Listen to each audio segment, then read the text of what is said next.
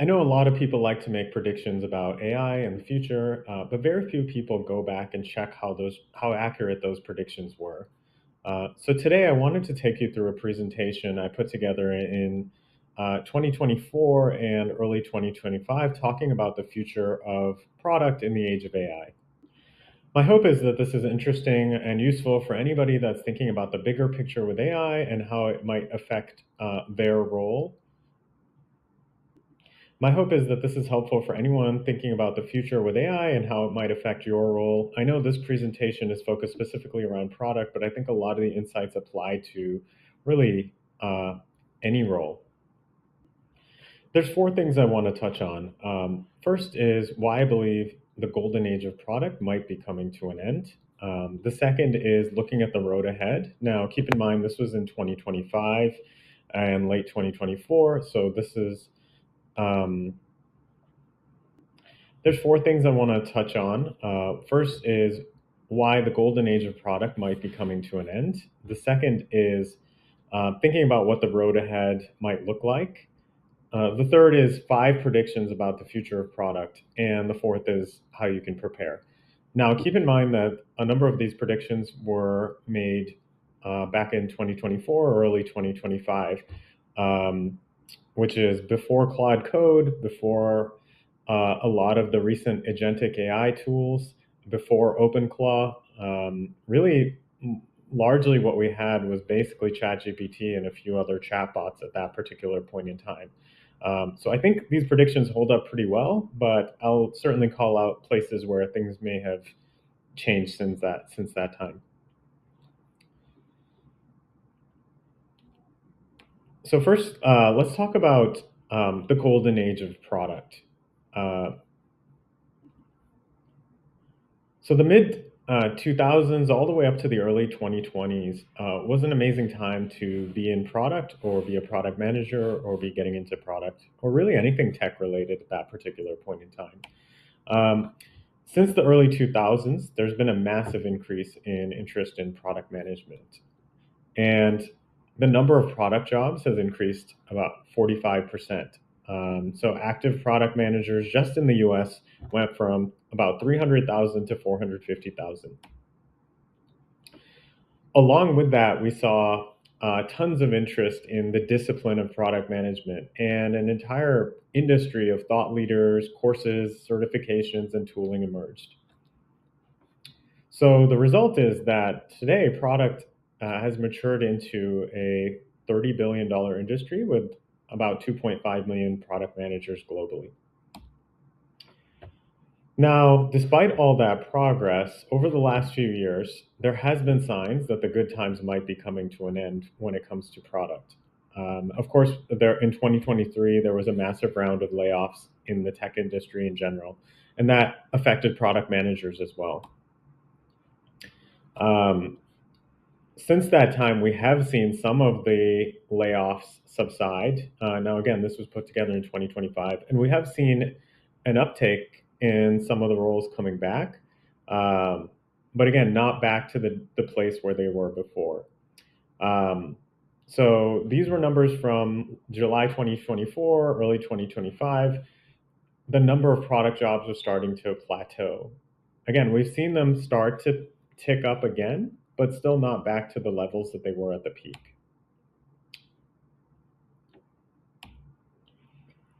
Um, what's been true for some time now is that the supply of product talent definitely exceeds the demand. And it's become increasingly difficult for people to find jobs in product.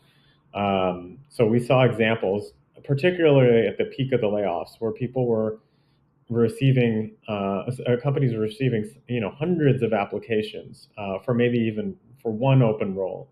And then there's an example here of a candidate that submitted 1,500 applications just to secure a single job in product in 2024. So at its peak, when the layoffs were just happening, the market was pretty tough. So now, back in 2025, what I felt was that the increasing usage of AI and automation would likely continue to put a cap on the number of new product roles. And the result is that there is signs of dissatisfaction among existing product managers. Many of them are overworked and experiencing burnout, and in a number of cases, they're actually seeking alternate career paths. So the question that I came to in 2025 is this the end of this golden age of product that we've seen for a number of years? And I think my conclusion so far has been that it's unlikely that we'll see product as a job function, and really many jobs in the tech industry expand at the same rate that they did over the last 10 to 15 years. But especially in the case of product, I don't think that means that product is dead. I think product thinking is actually going to be much more important than ever. And again, we've started to see this play out as AI has automated more and more work. So chapter 2, a look at the road ahead. So these were some of what I anticipated was going to happen as I put this together in 2024 and early 2025. So of course, 2025 was predicted to be the year that agents started to join the workforce, and that's exactly what has happened over the last year. And what I expected was that the role of human product teams would change dramatically as AI began making more and more inroads into the workplace. So this is something that we're still seeing happening at the organizational level, but fundamentally the nature of organizations is changing. So most organizations function in a hierarchy. There's, this is oversimplifying it, but there's basically three types of roles. There's executives that set the overall vision and goals. There's managers that ensure that there's alignment among the individual working teams across those goals. And then there's the workers that are executing the day-to-day work. So up until recently, all three levels of work have been completed by human workers. But today, what we're starting to see, and this was again over the last year and a half, what we were starting to see initially was just some initial AI as a co-pilot kind of efforts, where the individual working layers had AI as a partner, as a helper to help do the work with them. Now, more and more what I predicted was going to happen is that with the introduction of AI will likely take over more and more of the execution work, which is again what we're seeing, especially if you look in software engineering. The job of the individual coder is now largely being done by AI, and software developers are spending more and more of their time on the other pieces of the job. Now, this is still happening, but there is this idea that in the farther future, as we look ahead, AI may also start to do more and more of the managerial work beyond just the execution-oriented work, which we're starting to see, again, early stages in software engineering. So the implication for knowledge workers is clear. Our role is shifting from doing the work to reviewing the work, and eventually just to basically setting the vision. And again, software engineering provides a very early example of this, where it used to be that a key part of software engineering, maybe not the only part, but especially for software developers, was writing the code. And now we've gone from them writing the code to reviewing the code. But more recently, it's also gone from not even reviewing the code, where AI is actually reviewing its own code. And so at this point, many software engineers are just setting a goal or an outcome, and then AI is running for hours and then sometimes longer at a time, just doing the work and reviewing its own work. So our role continues to move up levels as AI does more and more of the work. What I will say is there is this open question of, at some point, is AI also doing the vision setting and the creative judgment and all these other things that people say that are sort of the human motes? I think that's still an open question, and we'll see how that plays out. But there is a world in which AI even does some of that work as well. So let's look at how this shift has affected product work. So in chapter 3, we talk about the impact of AI on the product lifecycle. So again, what I predicted basically a year and a half ago was that initially, mostly product managers were just using ChatGPT to help them, essentially write user stories, do some of the basic content type tasks of the job. But what I predicted was that product teams would start to use AI and automation across the entire life cycle, from discovery to build to distribution. And that's exactly what we've seen play out. And so my first prediction was that product delivery, the delivery part of the job would become almost fully automated. And the way I figured this out is that we mapped out some of the key processes for product development and the potential savings from AI and automation. And much of the execution-oriented work could be automated. So our analysis that I did with a few other folks showed that about 80 to 90% of the product work could be automated through AI.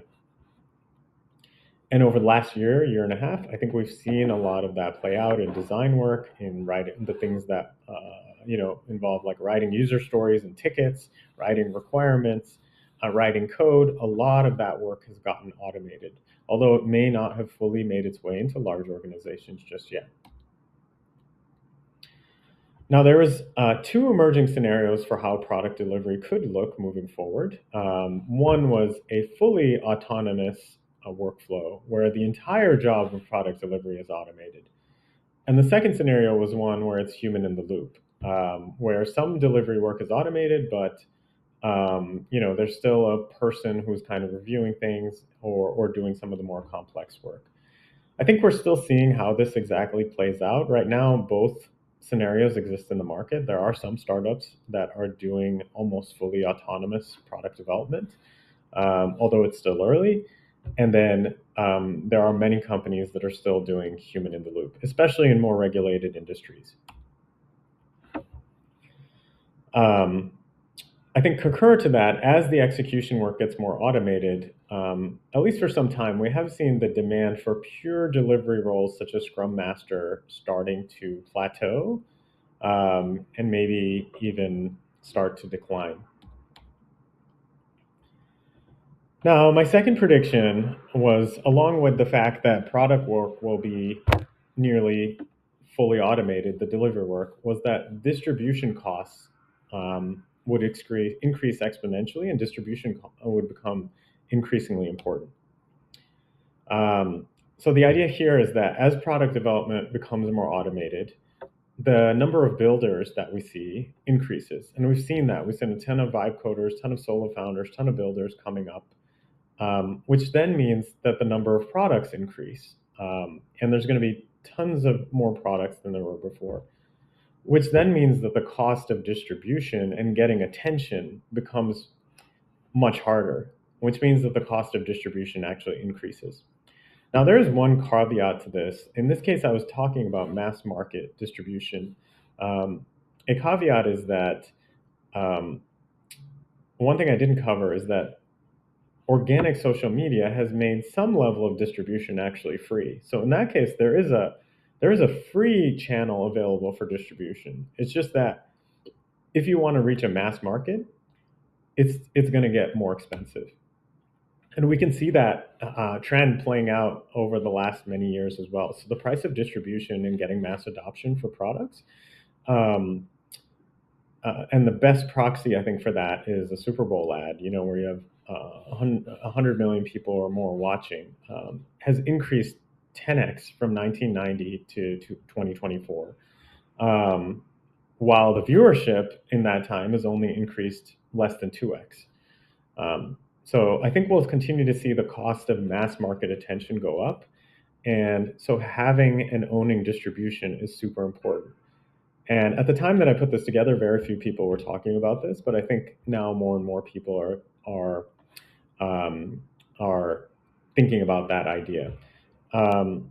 So the new model for product development, and again, we're starting to see this play out, but I think people are still thinking about this is the new model for product development is becoming distribution first, product second. And Greg Eisenberg, who puts out a lot of great content, has definitely been ahead on the thinking on this. And so one of the predictions I made was that understanding distribution and focusing on growth, marketing, and sales would become really important, even if you're technical. And those roles would continue to see growth. And we have seen that. We have seen a lot of interest in growth and marketing as software engineering has plateaued. So my third prediction was that we'll start to see a lot more solo founders and full stack product builders. And I know Sam Altman has been talking about this idea of a one-person billion-dollar company for a while, but we are seeing a consolidation of product roles. We were seeing early signs of this in Airbnb and even Linear starting to scale with not large product teams, and we've continued to see this trend play out. So what I predicted was that as more execution work was automated, we'd see a consolidation of the roles, and we'd see an increase in full stack product builders who could build end-to-end solutions using AI. And that's exactly what we're seeing play out, at least in a lot of the forward-thinking companies. We're starting to see roles like design engineer or product designer or product engineer, and now more and more it's converging into these full stack builders that are expected to orchestrate everything end to end.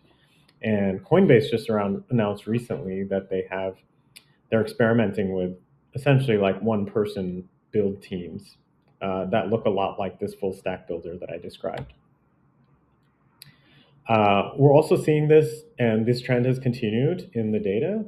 So some of the data from Carta showed that the number of solo and bootstrap founders is increasing. So that's another area where I've been focusing a lot. And we're seeing a rise in the number of solopreneurs as organizations need fewer people. I think we'll continue to see more and more people enter the solo and independent workforce. Prediction number 4 with regards to product is the death of Agile and other current product management frameworks that we've all become accustomed to. I think this could warrant maybe a talk on its own, but I think the current product management methodologies and frameworks have become pretty stale. They're almost 20 years old, and I think they've become outdated in the age of AI. Because the reality is MVPs, Agile, a lot of these frameworks and tools were developed with the idea that building software is expensive. So we want to build small increments. And because we're capacity constrained, we want to have these time-boxed sprints. But the new reality is that we have a lot more capacity with AI and a lot more leverage with AI. And so my prediction was that teams will likely replace popular methodologies with such as Lean and Agile with more automated product development frameworks and processes. And we're starting to see that play out as well. So my conclusion with all this was that, is product management dead? No, but I think that product thinking is much more important than product management. And we see a lot of people talking about this now with the idea of like, well, taste matters and judgment matters. So I think the thought process and the way to, strategic thinking has become much more important than just purely paper pushing. And that comes to my prediction number 5, that as execution work becomes more automated, the soft skills will become even more critical. And even at the time that I put this together, 9 in 10 executives were emphasizing the importance of soft skills and leadership skills. And I would add that now what's happened is that I think it's the hybrids, like people who have strong leadership skills, but also are hands-on enough to actually manage AI and do real work and get real work accomplished, are the ones that are the best positioned in the current market. So I'll touch briefly on this idea of like, okay, well, how do we prepare? And we've seen a lot of these trends play out now over the last year, and the market is moving really quickly. Um, so at that particular time, and I would say this is still true, people are still in the early stages of the AI adoption curve. Of course, things are moving very quickly, and we're much further along than we were a year ago. Um, but there's still most teams have still bolted on AI to their existing workflows, and not far fewer have taken the time to overhaul the entire workflow from the ground up and really architect their entire product and their entire company around with an AI first mindset. So I think that opportunity still exists. I think within the next few years, we'll continue to see the percent of work that is completed by AI versus people increase dramatically. And it remains to be seen whether we invent new kinds of work or um, basically we figure out other things to do with our time. But I think AI will continue to dominate more and more categories of work and tasks. There's a bunch of things organizations can do to prepare. I think understanding distribution, looking at end-to-end workflow automation. A lot of this has happened and is continuing to happen. I think there's more support needed for solo founders. I'm going to talk about this in another video, but I do think we need a new framework for product. And of course, we need more emphasis on soft skills and leadership skills, especially with early career PMs and really across all functions. And at the individual level, I think it's largely similar. It's really learning how to become a full stack builder and not being one dimensional, but learning, becoming multidisciplinary. So that's it. Those were some of my predictions in 2024 and early 2025. I think most of them have played out largely as I expected, and maybe in some cases even faster than I thought it was going to play out. Um, I'm now thinking a lot about where all this goes next, and as AI keeps doing more and more of the work, what happens to our time. So let me know if you found this interesting. I'm happy to share more thoughts and maybe I'll talk about the next iteration of this to talk about where are things going next from where we are today now in 2026. So thanks for watching and more to come.